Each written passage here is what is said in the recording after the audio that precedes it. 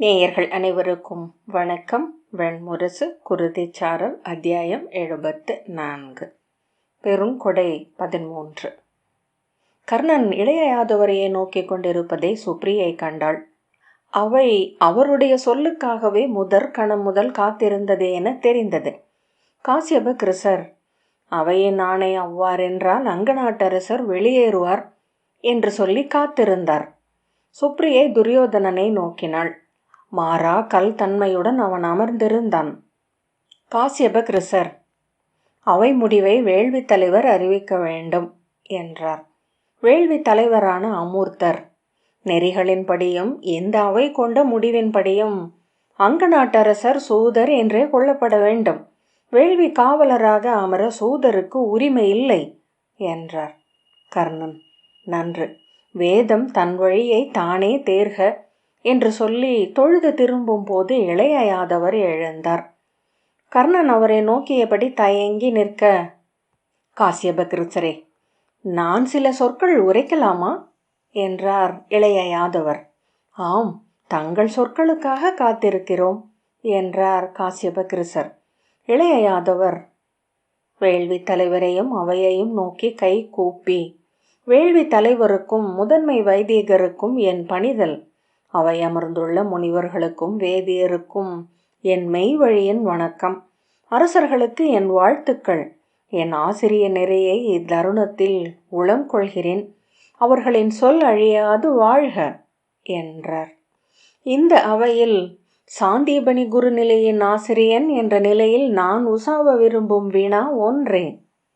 4 வேதங்களும் சிக்ஷா, கல்பம், சந்தஸ், வியாக்கரணம், நிருத்தம், ஜோதிஷம் என்னும் 6 வேத கூறுகளும், கந்தர்வ வேதம், தனுர்வேதம், ஸ்தாபத்திய வேதம், ஆயுர்வேதம் என்னும் 4 துணை வேதங்களும் நிகரா? வேதங்களுக்குள் வேறுபாடு உண்டா? அனைத்தும் ஒன்றே எனில் வில்வேதம் தேர்ந்த வீரனுக்கும் மூவேதம் கற்றறிந்த வைதீகனுக்கும் ஏன் அவையில் வேறுபாடு காட்டப்படுகிறது? இசை தேர்ந்தோனும் நிமித்த நூல் துறை போகியவரும் இலக்கணம் அறிந்தவரும் சொல் நூல் நவின்றவரும் நால்வேதம் உரைத்தவர்களுக்கு கீழே என வேள்வி அவைகளில் ஏன் அமைக்கப்படுகிறார்கள் என்றார். வேள்வி தலைவர் அமூர்த்தர் புருவங்கள் சுருங்க இளைய யாதவரை பார்த்தார். அந்த வினாவிலிருந்து இளைய யாதவர் எங்கு செல்லப் போகிறார் என்பதை அவரால் உய்தறிய இயலவில்லை என தெரிந்தது. அவர் விழி சரித்து நோக்க, அவர் அருகே அமர்ந்திருந்த முதன்மை மாணவரும் வேள்விச்சாலை பொறுப்பாளருமான ஒக்ரர், சாந்தீபனியின் ஆசிரியரே, மிக எளிய இவ்வினாவிற்கு முன்னரே யாக கல்பம் என்னும் நூலில் அழகிய ஒப்புமையின் ஊடாக கௌதம முனிவர் மறுமொழி பகன்றிருக்கிறார். உடல் மகிழ நீராடும் வெந்நீரிலும் அடுமனையில் வெந்தமையும் உணவிலும் அனல் உறைந்திருக்கிறது. கொல்லனின் உலையில் ஒளி கொண்டு நெகிழ்ந்து இரும்பு அனல் என்றாகிறது. விறகோ தன்னை எரித்து கனல் என உருக்கொள்கிறது. ஆயினும் பொன்னொளியுடன் எழுந்தாடும் தழல் ஒன்றே தூயது, வணங்கத்தக்கது. அனைத்திலும் குடிகொள்ளும் அனலை வணங்கும் வேதியர் அவியளிப்பது வேள்வி குளத்தில் எழும் அனலுக்கு மட்டுமே என்றார். நன்று, நானும் அந்நூலை பயின்றுள்ளேன். அதையே தாங்களும் கூறுகிறீர்களா என்பதை இவ்வவையில் உறுதி செய்ய விரும்பினேன் என்றார் இளைய யாதவர். அதிலிருந்து எழும் அடுத்த வினா எது? அனலென நின்றிருப்பது எது? ஒளியும் வெம்மையும் அதில் நாம் அறியும் சிறப்பியல்புகள் மட்டுமே. அவையோரே, எவருமே அறியவில்லை எனினும் அனலை அனலென்று ஆக்குவது எது? அதுவே மரம் எரி கொள்ளும் போதும் இரும்பு பழுத்துருகையிலும் அன்னம் அமுதாகுகையிலும் குளிர் நீர் இந்நீர் ஆகுகையிலும் நிகழ்கிறது. அவை அனைத்தும் கொள்ளும் அனலின் அனல்மை என்ன என்றார். அவர் எங்கு சென்று கொண்டிருக்கிறார் என்பதை வைதீகர் எவரும் உணர்ந்தது போல தெரியவில்லை.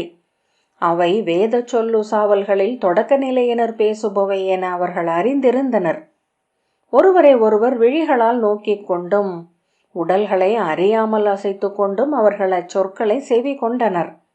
அவையிலிருந்த கௌதமச்சரக்காரி, அதற்கும் தொல் நூல்களில் மறுமொழி உள்ளது சாந்தீபனி ஆசிரியரே.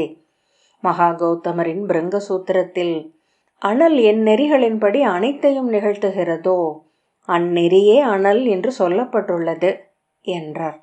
பருப்பொருளென இங்கு வெளிப்படும் ஒவ்வொன்றும் நம் புலன்களும் சித்தமும் சென்று தொட பெரு வெளியில் தங்களுக்குரிய தனி அறத்தை கொண்டுள்ளன. இங்கு இவ்வாறும் பிரிதெங்கோ பிறவாறும் அவ்வண்ணம் பல 100,000 கோடி வகைகளிலும் அனல் தன்னை வெளிப்படுத்த இயலும். அறிக, அந்நெறியே அனல் எனப்படும் என்றார் கௌதம சரகாரி. மாறா தன்னியல்பின் ஒரு பகுதியையே பொருள் தன் சிறப்பியல்பென்றும் காட்டுகிறது. அவை இரண்டும் வேறல்ல என்று கௌதமம் உரைக்கிறது. குணாகுணி பேதபங்கம் என அந்த முழுதறிதலை கௌதம மரபு குறிப்பிடுகிறதே என்பது தாங்கள் அறியாததல்ல. இளைய யாதவர் ஓங்கிய குரலில், அவ்வண்ணமெனில் கூறுக, வேதமெனும் அனலில் நெறி என்ன என்றார். அவையில் எழுந்த உடல் அசைவு இளைய யாதவர் செல்லுமிடத்தை வைதீகர் உணர்ந்து விட்டதை காட்டியது. கௌதமர், வேத முடிபினரே, ஒரு பொருளின் இயல்பை குறிக்கும் சொல்லே அவ்வியல்புக்கும் நிகரீடு என நிற்கும் என்பதே அளவை நெறியினரின் நிலைப்பாடு.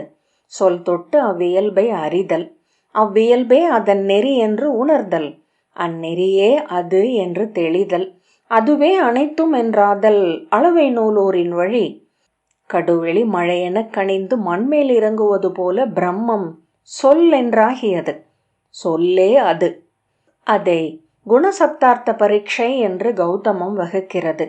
ஒலியை வணங்குக, ஒலியே மெய்மை என்றாகும் என்றார். அந்த மெய்மையை கொண்டுள்ள வேத முடிபினர் 1000 பல்லாயிரம் மறுப்புகளினூடாக மட்டுமே குறிப்பிடுகிறீர்கள். அளவை நோக்கினான நான் இச்சூழலில் இந்த மொழியில் இக்கால இடத்தில் அதை முன்னோர் சொன்ன பிரம்மம் என்னும் சொல்லால் சுட்டுவேன். வேதமெனும் அனலின் அனல்மை என்பது பிரம்மமே என்றார் வசிஷ்ட குந்ததந்தர். இளைய யாதவர், நான் மேற்சென்று உசாவை எண்ணுகிறேன். அந்தன முனிவரே, அனைத்திலும் உறைவது அனலே என்றால் அனல்களுக்குள் வேறுபாடு உண்டா? எதனால் வேதங்களுக்குள் வேறுபாடு அமைகிறது என்றார். கௌதம சரகாரி, ஆம், அனலுக்குள்ளும் வேறுபாடுகள் உண்டு. எங்கு எதையுண்டு எழுகிறது என்பதிலிருந்து அது அமைகிறது. அதர்வம் அழுக்கிலும் ஊனிலும் எரியும் தழல், யஜூர் விறகில் எரிவது, சாமம் அன்னத்தில் எரிவது, ரிக்வேதமோ தூய நெய்யில் எரிந்து எழுவது. பசு நெய் அனல் கொண்ட பின்னர் நெய்யும் எஞ்சுவதில்லை. நீல நிற பீடத்தில் நின்றிருக்கும் வெறுமையின் மேல் தழல் எழுந்து ஆடக் காண்கிறோம். அனலுடன் அது உண்டவற்றில் எரிந்து அனலென்றாகாது எஞ்சியவையும் வெளிப்படுகின்றன. புகையென மணமென உண்ட அனைத்தும் முற்றிலும் அனலென்றான தழலே ரிக் என்க என்றார். அனலின் தூய்மை அதன் தனிமையால் அளக்கப்படும். இளைய யாதவர் தலை அசைத்து, வேதத்தின் தூய்மை எதனால் ஆகிறது என்று எனக்கும் இந்த அவைக்கும் உரைக்க வேண்டும் என்றார். சொல்லின் தூய்மை அச்சொல் சுட்டுப்பொருள் பிரிதொன்றிலாதாகும் போது எழுகிறது. சாந்தீபனியின் ஆசிரியரே, வேதம் அதன் மெய்மையாலேயே விசையும் எழிலும் கொள்கிறது. பிரம்மத்தை கூறும்போது அது பிரம்மம் என்றே ஆகிறது. அவை நோக்கி திரும்பி வணங்கி, நற்சொற்கள் கௌதமரே, நான் கூற வருவது அனைத்தையும் தங்கள் சொல்லிலிருந்தே இந்த அவை அறிய கடவதாக என்று இளைய யாதவர் சொன்னார். அவையினர் அந்த மெல்லுசாவல் மேல் ஆர்வமற்றவர்கள் போல வெற்று வெளிகளுடன் அமர்ந்திருந்தனர். அவர்கள் பிரிதொன்றை நோக்கி அது செல்வதற்காக காத்திருந்தனர்.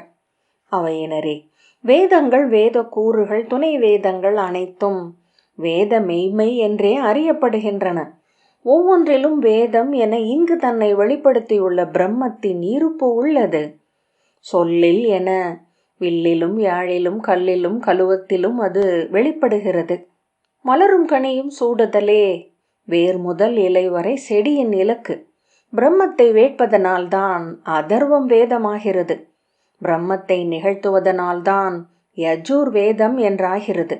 பிரம்மத்தை இசைப்பதனால்தான் சாமம், பிரம்மத்தை சுட்டுவதனால் ரிக் முதல் வேதம் என்றார் இளைய யாதவர். விளைவே அதர்வம், அழித்தல் யஜுர், உணர்தல் சாமம், அதுவாதல் ரிக் என அறிக என இளைய யாதவர் தொடர்ந்தார். இங்குள்ளவை அனைத்தும் பிரம்மமே என்று உணர்ந்து இவற்றை விழைந்து எழுவதனால் அதர்வம் பிரம்ம ஜிஞ்ஞாசை எனப்படுகிறது. இங்குள்ள அனைத்தும் அதுவே என அறிந்து அனைத்தையும் அதற்களிக்கும் சடங்குகளினூடாக யஜூர் ஒரு படி மேம்பட்டதாகிறது. இங்குள்ள ஒவ்வொன்றுக்கும் ஓசையே சாறு என உணர்ந்து அதை கை கொள்வதனால் சாமம் அதைவிட மேலானதாகிறது. இங்குள்ள ஒவ்வொன்றாக கூறி மறுத்து மறுத்து சென்று அது ஒன்றே என உணர்ந்து அதுவே ஆகி நின்றிருப்பதனால் ரிக் வேதங்களில் உச்சமாகிறது. நன்று சொன்னீர் யாதவரே என்றார் வசிஷ்ட மரபினரான ஊர்ஜர் தலை வணங்கி. உங்கள் பெருமரபால் வாழ்த்தப்பட்டேன் ஆசிரியரே என்ற இளைய யாதவர், அவையினரே, ரிக்வேதமே வேதங்களின் மகுடம். அதன் உச்சம் என எழுந்து வருவது அதன் இறுதி பகுதி. அவ்விறுதியின் கூர் ஓம் எனும் சொல் என தொடர்ந்தார். வேதம் அல்ல, வேத முடிவே மெய்மை என்று உணர்க. வேதங்கள் அனைத்தும் வேத முடிவு நோக்கி குவிய வேண்டியவை. வேதத்திற்கு வேத முடிவே மையம். வேத மரத்தின் கனி அது. வேதமெனும் ஆலயத்தின் இறை என இளைய யாதவர் தொடர்ந்தார். நாம் அறிந்திருப்போம் இப்புவியின் அனைத்து அறிதல்களும் பயனுள்ளவை என. எனவே அனைத்து அறிவும் வேதமே என்று சொல்லப்படுகின்றது. ஆனால் ஓர் அறிதல் மேம்பட்ட அறிதலுடன் முரண்படும் என்றால் மேம்பட்டதே ஏற்கப்பட வேண்டும். அவையோரே, துணை வேதங்கள் ஒன்றுடன் ஒன்று முரண்படும் என்றால் எது வேதத்திற்கு அணுக்கமானதோ அது ஏற்கப்பட வேண்டும். வேதங்கள் ஒன்றுடன் ஒன்று முரண்படும் என்றால் எது ரிக்வேதத்திற்கு அணுக்கமானதோ அது ஏற்கப்பட வேண்டும்.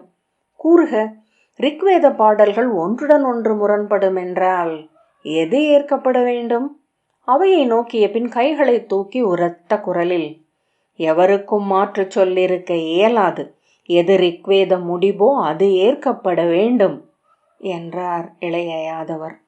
வேதங்கள் அனைத்திலும் வெளிப்படுவது வேத முடிவு கண்டடைந்த மெய்மை மட்டுமே. இதை இந்த அவையில் எவர் மறுக்கிறார்கள் என அறிய விழைகிறேன். கௌதம சரக்காரி, இந்த சொல்லாடலை எங்கு இட்டு செல்கிறீர்கள் என்று இப்போது மேலும் தெளிவடைந்தேன் இளைய யாதவரே. இவ்வினாக்கள் அனைத்தும் முன்னோர்களால் மீண்டும் மீண்டும் அவைகளில் பேசப்பட்டவை. வேத முடிவு என்பது மெய்வேத முசாவி கண்டடைந்து மறுத்து மேலும் கண்டடைந்து முனிவர் சென்றடைந்தது என்பதை வேதம் அறிந்தோன் மறுக்க மாட்டான்.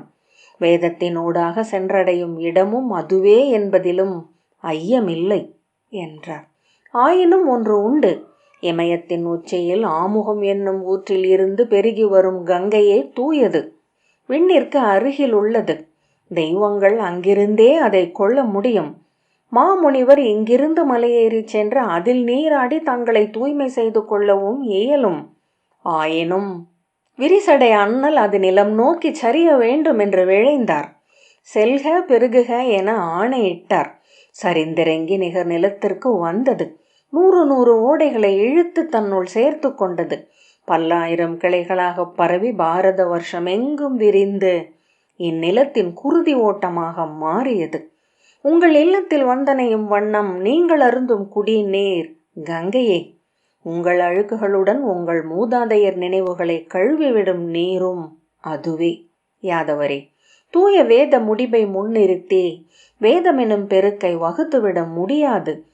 ஒவ்வொரு படித்துறையிலும் அது என்ன, ஒவ்வொரு வயலிலும் அதன் பயன் எது என்பதை கொண்டே முடிவு செய்ய வேண்டும்.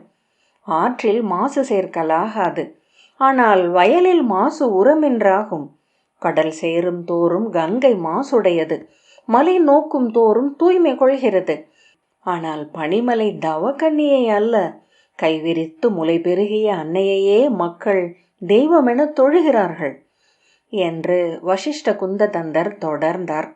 வேத முடிவே மெய்மை என்றால் அது வில்லில் எழ வேண்டியதில்லை. மருத்துவர் கலங்களிலும் இசைவாணர் கருவிகளிலும் நிமித்திகர் கலங்களிலும் நிகழ வேண்டும் என்பதில்லை. எங்களுக்கும் உங்களுக்கும் பெரும் வேறுபாடு உள்ளது. நீங்கள் கங்கையை மீண்டும் மலையூற்றுக்கு கொண்டு செல்ல முயல்பவர்கள். அந்தனர் அவையிலிருந்து ஆம் ஆம் என ஓசைகள் எழுந்தன. அதில் இருந்த மறுப்பின் விசையை சுப்ரியை திரும்பி நோக்கினாள். பல விழிகளில் வஞ்சத்தையே கண்டாள். நாங்கள் உங்களைப் போல் அருந்தவத்தோருக்காகவோ அறிவில் அமர்ந்தோருக்காகவோ அல்ல வேதம் ஓதுவது. இப்புவியும் உயிர்குலமும் மானுடரும் நலம் கொள்ளும் பொருட்டே என்றார் கௌதம ஏகதர். எளிய மானுடர் என்ற நின்றே நாங்கள் வேதம் உணர்கிறோம். புலரி கண்டதும் சென்று கங்கையில் இறங்கி நீர் அள்ளி ஒளி நோக்கி விடுத்து மூதாதையரை எண்ணி நீராடி அனலோம்பி தெய்வங்களை வாழ்த்துபவர்கள். அன்னமென்றும் நீரென்றும் கங்கையின் மடியில் வாழ்பவர்கள். வேள்விகள் அனைத்தும் வேள்வியின்றி வேதத்தை உணர முடியாதவர்களுக்காக அமைந்தவையே என்று உணர்க. யாதவரே, நாடும் அரசும் குலமும் குடியும் கூட அவர்களுக்காகவே. ஆமுகத்தில் அமர்பவர்களுக்கு அவையும் தேவையில்லை. இளைய யாதவர், தங்கள் கூற்று தெளிவு அளிக்கிறது அந்தனரே என்றார். கங்கை நிலத்திறங்கும் போது அங்கு நீர் விழைவோனும் நிலம் உழுவோனும் சென்று நின்றிருக்கவில்லை. அதன் விசை அவர்களை அழித்திருக்கும். மண்ணில் எதையும் விளையாத யோகியின் வறண்ட விரிசடையே அதை ஏந்தியது. அது உண்டது போக எஞ்சியதே உலகுக்கு அளிக்கப்பட்ட கங்கை. கட்டற்ற கங்கை அழிவென்று அறிக. கட்டுறுத்தும் ஆற்றல் கொண்ட முனிவர் முறை சொல்க என்றே இந்த அவையில் கோருகிறேன். நீரில் என் வகை கழிவுகள் 6 வகை செயல்கள் முன்னோரால் தடை செய்யப்பட்டுள்ளன. அதை எவ்வகையிலும் பயன்படுத்தலாம் என மூதாதையர் ஏன் வகுக்கவில்லை? ஏனென்றால் நீர் எங்கு எவ்வுரு கொள்ளினும் அது கங்கை என்றே இருக்க வேண்டும். முற்றிலும் பிரிதுணர்த்தி நின்றால் கங்கை என்று மண்ணுக்கு தெய்வங்கள் அளித்த ஒன்று மானுடரால் இழக்கப்படும். இசைவாணர் யாழிலோ, நிமித்திகர் பன்னிரு களத்திலோ, மருத்துவர் மூலிகை கழுவத்திலோ வேதத்தை உணர்ந்தாக வேண்டும். வேதம் என்பது அதன் மெய்மையே. எனவேதான் வேத முடிவு எழாத எச்செயலும் வேதத்தால் ஏற்கப்பட்டது அல்ல. ஆற்றுபவனை அனைத்திலிருந்தும் விடுவிக்கும் செயலே யோகம். யோகமென இயற்றப்படும் எதுவும் வேள்வியே என்றார் இளைய யாதவர். கௌதம சிரகாரி, ஆம், ஆகவேதான் வேதம் எங்கும் ஒவ்வொரு கணமும் நிகழ்ந்து கொண்டிருக்கிறது எனப்படுகிறது என்றார். அவ்வண்ணம் என்றால் வேள்வி என ஒன்று எதற்கு என்றார் இளைய யாதவர். எங்கும் உள்ளது தெய்வம் என்பதனால் எக்கல்லும் தெய்வ சிலையே. எனினும் கல் ஒன்றை செதுக்கி கருவறையில் பீடத்தில் அமர்த்துகிறோம் என்றார் கௌதம சிரகாரி. இளைய யாதவர், அவ்வண்ணமெனில் கூறுக. ஒரு செயலை வேள்வி என்றாக்குவது எது? அச்செயலின் நெறிகளா? அச்செயலில் திரளும் உள்ளமா? கூறும் உணர்வா? அன்றி அச்செயலில் திரளும் மெய்மையா என்றார் கௌதமர். அப்பிரிவினை முற்றிலும் அறிவுத்தள உசாவலுக்கானது. முழுமையாக இயற்றப்படும் செயல் தன்னளவிலேயே மெய்மையை உள்ளடக்கியது. மெய்மையே செயலுக்கு ஒழுங்கையும் அழகையும் அளிக்கிறது. அதன் இலக்கை எய்தச் செய்கிறது. இலக்கும் அழகும் ஒழுங்கும் இல்லாத செயல் எவராலும் தொடர்ந்து பயிலப்பட இயலாது. ஆகவே தொடர்ந்து பயிலப்படும் எதுவும் அவை மூன்றையும் அடைந்து மெய்மை என்றாகி நிற்கும் தகைமை கொண்டது. அது எச்செயலாயினும் உணர்த்து விற்று மெய்மையை அடைந்தவரின் கதையை நாம் வேதத்தில் காண்கிறோம் என்றார். உளம்படியாமல் வெறும் கைகளால் ஆற்றப்படும் செயலில் மெய்மை எழுமா என்றார் இளைய யாதவர். உளம் என்பது உடலுக்குள் தனித்து இருப்பதில்லை. கையில் நிகழ்வதும் உள்ளமே. நாவிலும் கண்ணிலும் வெளிப்படுவதும் அதுவே என்றார் கௌதம சிரகாரி. ஒருவேளை செயல் ஒருவனை மெய்மை நோக்கி கொண்டு செல்லவில்லை என்றால் அதை செயல் யோகம் என்று உரைக்கலாகுமா என்றார் இளைய யாதவர். அவ்வாறு ஒன்று நிகழ வாய்ப்பே இல்லை. எச்செயலுக்கும் அதற்குரிய தெய்வங்கள் உண்டு. செயலை ஆள்பவை, அதன் முழுமையில் வெளிப்படுபவை. அவை அச்செயலுக்கான பயன்களை அளிக்கும் என்பதே அளவை நெறியின் முடிவு என்றார் கௌதமர். இளைய யாதவர், அந்த நெறி ஆசிரியர்களே, ஒரு செயலின் முழுமையை எவ்வண்ணம் வகுப்பது? அதன் இலக்காலா, வெற்றியாலா, எண்ணத்தாலா, செயலாலா என்றார். யாதவரே, செயலின் விளைவு எதிர்காலத்தில் முடிவின்மையில் உள்ளது. அதை எண்ணி எவரும் செயலாற்ற இயலாது. கொள்ளும் இலக்கு என்பது கூட அறிய முடியாமையிலேயே அமைந்துள்ளது. நாம் அறிவது நம் கையும் நெஞ்சும் மாற்றும் செயலை மட்டுமே. செயலை நாம் உருவாக்குகிறோம். செயல் நம்மையும் உருவாக்குகிறது. புறவியை நாம் பழக்குகிறோம். புறவி நம்மை இட்டு செல்கிறது. நிறை செயல் ஆற்றும் வழி ஒன்றே. முழுமை நாடி முழுதுளம் கொடுத்து பிறழ்வின்றி அச்செயலை ஆற்றுவது. ஒவ்வொரு கணமும் அச்செயலில் இருந்து கற்றுக்கொள்வது. அச்செயலுக்கான தெய்வங்களை மகிழ்வித்து எழுப்புவதே நம் கடன். நம்மை இட்டு செல்ல வேண்டியவை அத்தெய்வங்களே என்றார் கௌதம ஏகதர். அச்செயலின் விளைவென திரண்டு நம்முள் எழும் நுண்ணறிவையா? அச்செயலென வெளியே திகழும் நெறிகளையா? எவற்றை நாம் உளம் கொள்ள வேண்டும்? அந்நுண்ணறிவுக்கு முரணாக நெறிகள் அமையும் என்றால் செய்ய வேண்டியது என்ன என்று இளைய யாதவர் கேட்டார். செயல் என இங்கு நிகழும் அனைத்தும் தங்களுக்குரிய தனி ஒழுங்கையும் உட்பொருளையும் கொண்டவை என்று அளவை நெறி சொல்கிறது என்றார் ஏகதர். ஒவ்வொரு செயலும் இப்புடவி என்னும் பெரு நெசவின் ஒரு கண்ணி, ஒவ்வொரு கணமும் ஒரு செயலும் கூட என அவர் தொடர்ந்தார்.